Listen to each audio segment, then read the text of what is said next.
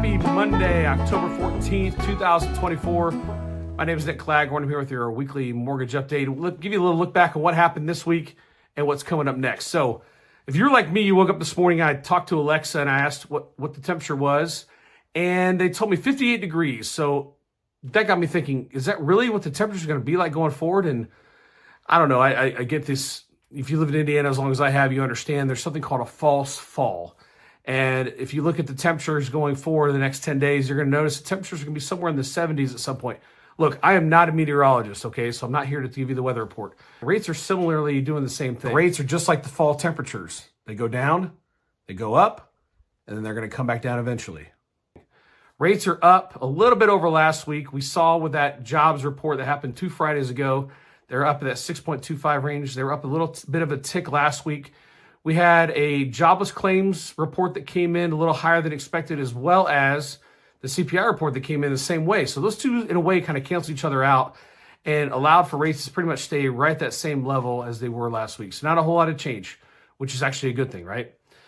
This week is pretty much going to be even more of the same. There's not a whole lot of data coming out that's going to try and shift the market.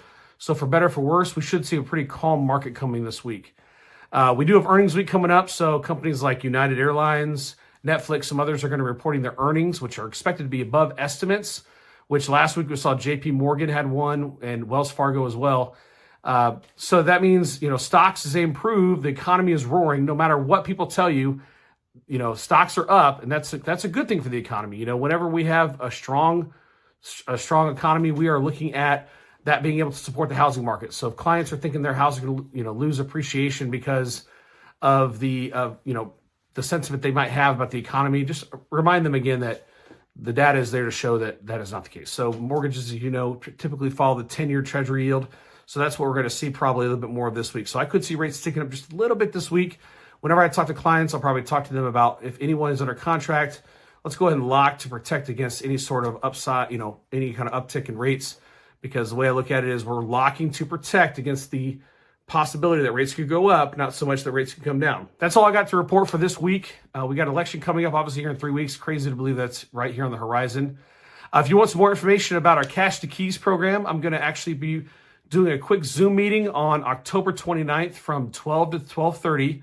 It's going to be online, of course, and you have the opportunity to jump in with you and or your team to learn a little bit more about what AndyMac is offering with the Cash to Keys program and how it can help your clients move in and to a home and remove the contingencies, as well as make your offer stand out with a cash offer rather than competing against other offers. As the market continues to heat up, those situations are going to be more and more. So looking forward to having a great conversation, a great meeting about that.